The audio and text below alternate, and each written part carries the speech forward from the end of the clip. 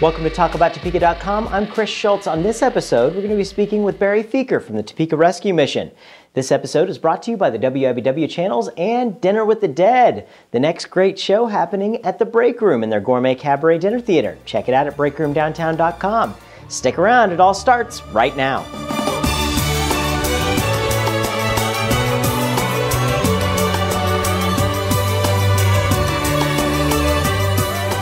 Well, there are so many people in the world that will tell you how much they care about their fellow man on the world, but this guy has dedicated his life to actually proving it. This is Barry Feaker with the Topeka Rescue Mission. It's an honor to have you here, Barry. Thank you. Thanks, Chris. Good to be with you. Absolutely. So many people the Rescue Mission has helped. When did the Rescue Mission start? Well, actually, the Rescue Mission next year will be 60 years old. Wow. And so a lot of people aren't aware that it's been around that long. And so it has been an icon in this community for a long time now. 60 years. In that time, how has the organization evolved? You know, a lot. I think that it stayed pretty static for quite a number of years. It was primarily older male alcoholic guys who would be on Skid Row that would have a place of a need to go. Mm-hmm. I wasn't around 60 years ago. Close, but not there. And I came in 1986. And when I came to the mission, there were about 15 to 20 people a night, occasionally a woman, never any children. And men. And so how it's changed over the years has been phenomenal. The biggest change, and especially what we've seen in the last couple of years, is children. Here recently, we have had more children on any given night at the mission than we have had men.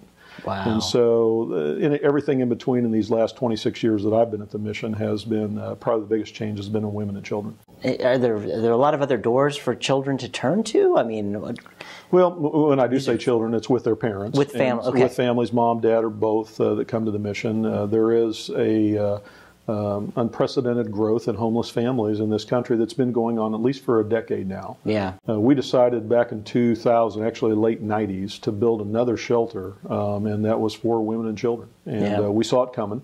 Yeah. We're glad we did. Unfortunately, it's not big enough. And at any given night now, we'll have between 250 to 325, 350 people, and maybe up to 100 of those will be children. Wow, that's phenomenal numbers. I mean, especially the fact that you guys can take care of so many people and kind of be that light for them. That's outrageous. It really is when you think about it. Yeah. It is, especially for the size of community that we have. But you look around the country, this is not uncommon. And I have to say, Topeka is a very lucky community to have the Rescue Mission here, and the people in Topeka that are very giving to help the Rescue Mission exist.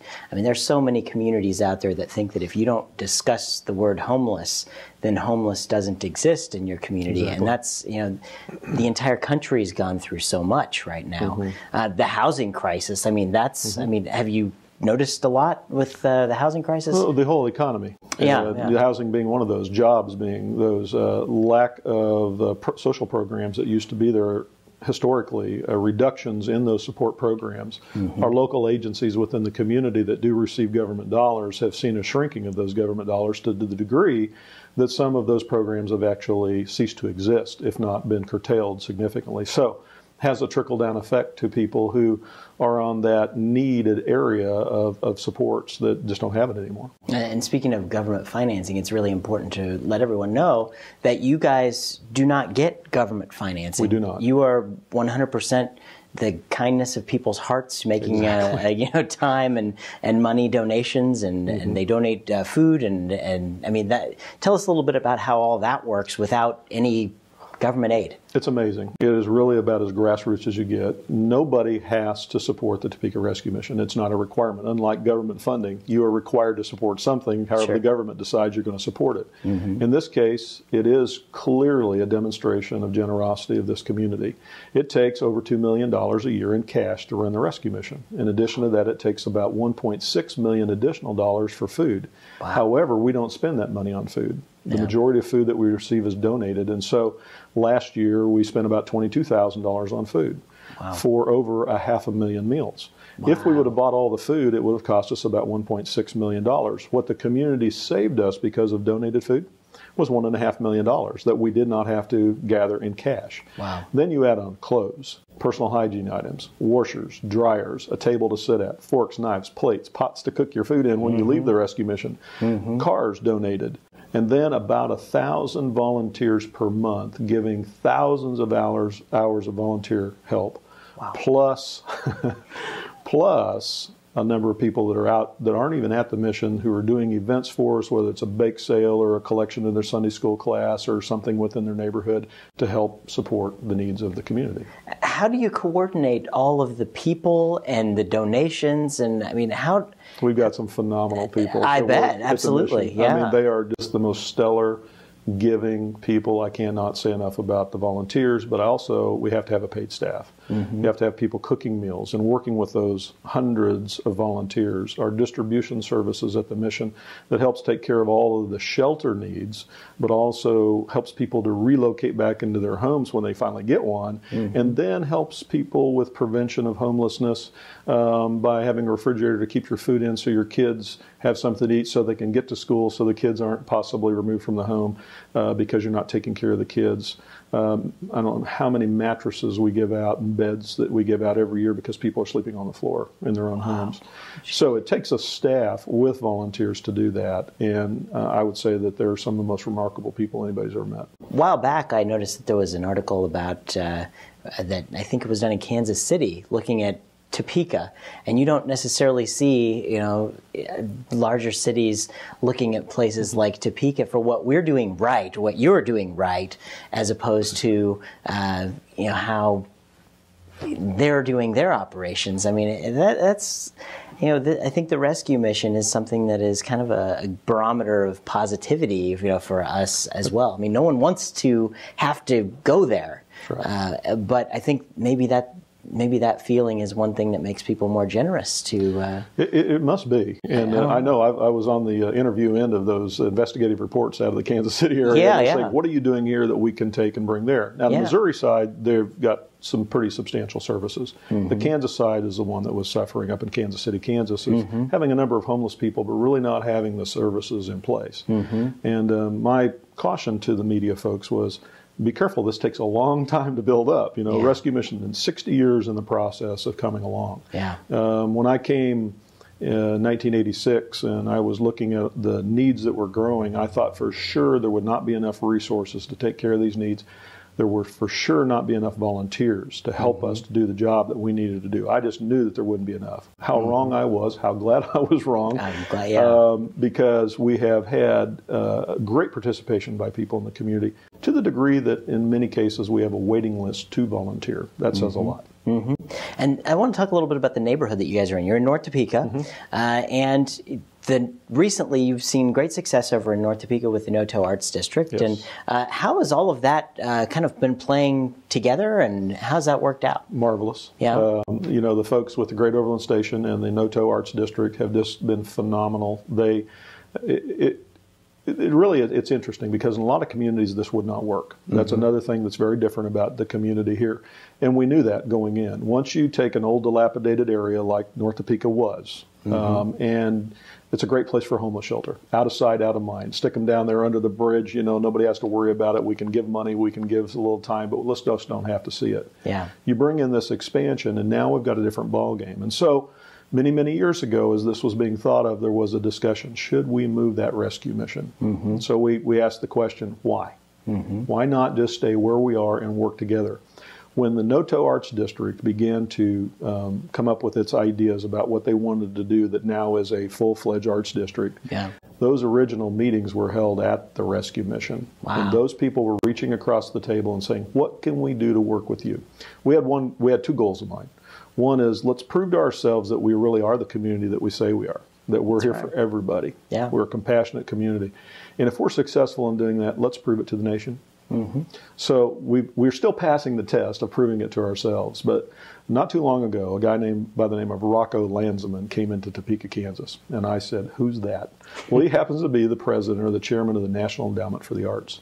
He came here. He goes all over the country. He lives in New York City. He came here to see what was going on in Noto. And so I asked him, I said, have you seen anything quite like this anywhere where they're working with a homeless shelter? And he goes, no.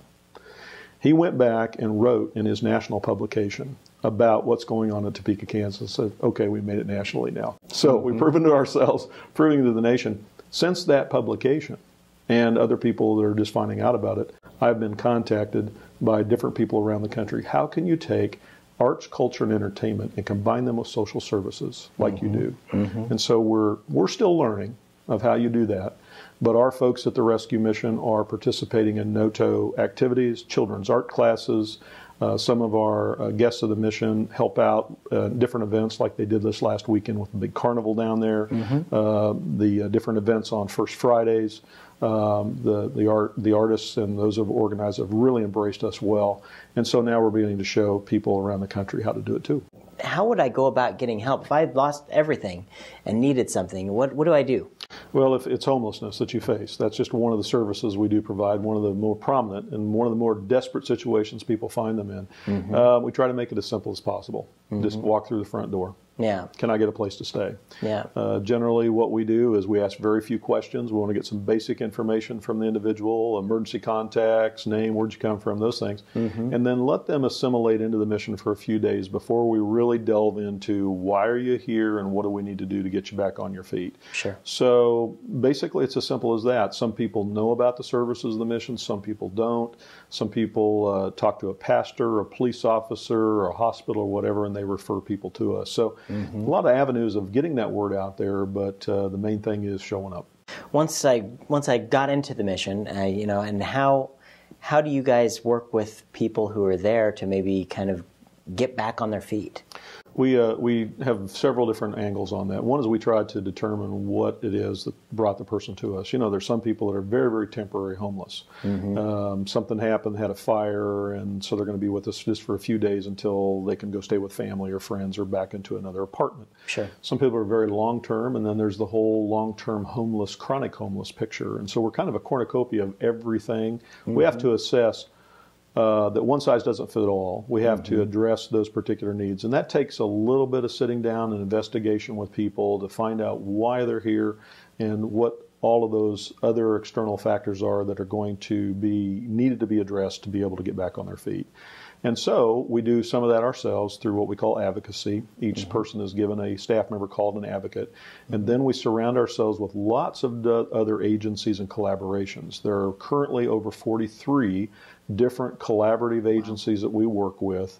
Healthcare, mental health, education, job training, legal services, the list goes on, Sure. to refer people to. Some of those different agencies will actually come and present themselves at the mission, and we have office space for them. Vallejo Mental Health Center, the Veterans Administration. We have a schoolroom with kids and teachers that come for the children of Topeka Public Schools. Sure. And so, again, there's some people have one issue that have brought them into homelessness. Some have multiple issues, and we must address those. Some people don't know how to read, or they don't have their GED. You've got to start at the basics before you can get back on their feet. I want to get back to the fact that the mission is completely privately funded from the generosity of folks who just happen to help. And I want to say, how can people make that contact? What's the best way for them to We try to make giving as easy as possible. So we have a mailing address. People can go to the website, trmonline.org, to make a donation online, or they can send something to Topeka Rescue Mission by our address, which is 600 North Kansas, 66608. They can make a phone call. They can drop in and make a donation. They can do a number of things: cash donations, material donations. When I say material, non-cash, which can be food or clothes or furniture. We have a number of different places that they can drop those things off to be able to do that. And then the volunteer. We can receive a phone call and talk to them about it, or they can actually go online and sign up to be a volunteer. How do people get involved with different things that you're working in, and what kind of things are you doing throughout the year to help fundraise? Any particular events that... We don't have a lot of events. We're really busy taking care of the homeless, and so having a fundraising event committee is something that we're just have a little bit of involvement with. But the annual rescue run, which is during the Miracle on Kansas Avenue parade each year, we have a race, 5K race before that. We have a big toy drive called the Country Legends Community Care Drive, a toy drive for children that is done every year. Yeah. But beyond that, the majority of events that we have are done by outsiders who coordinate with our person who does events in the mission, but that's just to help be a part of it. And again, we are busy helping people rather than raising funds. Wow. And doing events. And so we just don't have a lot of events that we do. It's mainly people doing it for us, and what a blessing that is. Yeah, that's... Oh. It's a win-win. It absolutely is a win-win. That way we can focus. Most people, they have to donate most of their time to fundraising. Most organizations have to spend so much time fundraising so that they can do a little bit. And you guys do a whole lot, right, and don't spend a whole lot of your time doing that. That's really a strong statement. If I had to be a fundraiser, I'd have to quit because I'm a terrible fundraiser. Yeah, and so I really appreciate God and people raising the funds for us. Yeah, that's right. Yeah, that's good. You have a very good cause, and people should just be right on board with doing that. And what kind of things do you need? What are you working on? I ask people to take a look at their home. What do you need in a home to be successful? Well, obviously you need money. We do too. Yeah. You need to pay the rent. We don't have rent, but we have utilities, sure, big ones. Yeah. And lots of money goes in utilities. But you need clothes, you need food, you need furniture. You need people to kind of help you to take care of things around your home, whether you do it yourself or you hire somebody to do it. So it's real simple. Just look around the house. What do you have that you could give to somebody else to help them get back up on their feet? Some people have extra furniture, extra clothes, extra cash, right, extra time. Yeah. So you want to participate in this? Just find out what you got that's extra. Yeah, and ask yourself, can I give that? And you guys are going through an expansion project right now. Tell us a little bit about that. Well, we're overcrowded. There's more homeless than we have room in the inn for. And so we put cots on the floor. City's been very, very good with us, working with us to allow us to do that. But at the same time, you can't do that forever. And so while we're reaching out in the streets and finding many more unsheltered people, cots on the floor in the mission, we are in the process of expanding the shelter to create 170 more beds. That's going to take some time to do. It's going to be a lot of money, more of those donations. It's going to take more to run it, more utilities, more staff, more volunteers in the future. When it's all said and done, we're going to have probably 400, 450 people at night that we're sheltering. But it's not just about shelter. Part of the big plan is to help people to relocate in the community. So it really is not just a place to go and stay. It is a step up to get on with your life. Wow, and it's like I'm speechless from all the things that you do and the way that it's operated over there. I mean, there's, thank you. You can look at things, and I'm a business guy, and I look at businesses and say, oh, that's the profitable thing there, and that's how that works, and there's really no business explanation for why you guys can exist other than people are caring, and they care about their community. And I think that, to me, that I can't figure out the math in my head to have how you I can't either. We've heard in the Bible about feeding the 5,000. Yeah. Well, that was an impossible task to do. And Jesus told the disciples, go feed them. They said, we can't. We've only got a few fish and a few loaves. He said, hand it to me. They did. And then he handed it right back to him after he prayed over it and says, now go feed them. And it multiplied. We see this over and over and over again. Really what it is, it's a combination effort between God's blessings, which we got to have, and people's compassion, which we got to have. One without the other is incomplete. We've got them both, and we're grateful for that. Absolutely. You got to keep up the great work over there at the Rescue Mission, and all the people that volunteer, that give. I just thank you. It's a great community. It really is. We have great people. We're so blessed, and I think that really who gets to know that is the people on the receiving end. When they have lost hope, it's a dark time in their life, and they come in and they begin to heal. They begin to gather hope, and then they begin to realize how blessed they are to be in Topeka. How about people that come back and after? I mean, that's got to be very great to see somebody who's needed your help, and then do people come back and just say thank you? I mean, is it a no? They do more than that. Yeah, they volunteer. Really, 60% of our paid staff formerly stayed at the Rescue Mission, so that's part of that. Yeah. Many of our volunteers used to stay at the mission, and many, I'm working with over 2,000 people a year, each year. Wow. Well, I know a lot of people in the community who have relocated and have jobs now and live in this community, and there's not too many places that I don't go, or that I go, that I don't run into somebody that used to stay at the mission. Yeah. There's a lot of people in this town who have benefited from the Topeka Rescue Mission, and everywhere I go, people are saying thank you. Yeah, well, thank you from here. I get, it's really amazing. I think you guys should be really proud for the work that you've done, all of you. We're very grateful. Yeah, absolutely. Absolutely we are. Well, it's coming to the end of our interview, and it's time for the Notorious Lightning Round. Okay. So I've got these questions here. We're going to put a minute on the clock, and I'm going to ask you these silly questions, and you give me the answers as quick as they come to your head. I've been practicing, but I have no idea what the questions are. We changed them up on you. Great. Here we go, and go. What's your favorite kind of food? Absolutely Mexican, hands down. Excellent. All right. At a movie theater, which armrest is yours? Oh, you got me on that one. Probably both. Yeah, right. I'm a big guy, like right now. All right. In your opinion, what was the greatest movie ever made? The greatest movie ever made. Wow. How much of my minute do I get to use on that one?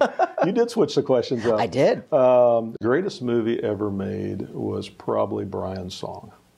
I'll have to check that one out. I don't think I've ever seen it. Football player Brian Piccolo. Oh, I did. That's been a while ago. Yeah. Okay. That's a good one. I remember that one. Yeah. Okay. All right. What's your favorite charitable organization in Topeka? Let me think here. It could be the Topeka Rescue Mission. I'm getting close. All right.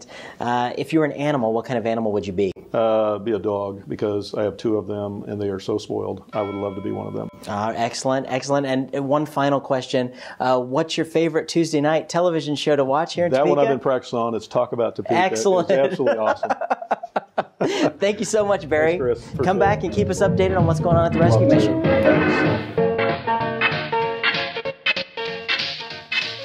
Thanks for tuning into this episode of TalkAboutTopeka.com. I'm Chris Schultz. If you liked what you saw today, please help our guests spread their message by sharing our videos with your friends. You can also find us on Facebook, Twitter, and be sure to subscribe to our YouTube channel. This episode of Talk About Topeka was brought to you by the WIBW channels and Field of Greens, a garden bistro in downtown Topeka. Topeka's #1 salad bar, according to me. Thanks for joining us. Remember, keep talking about Topeka.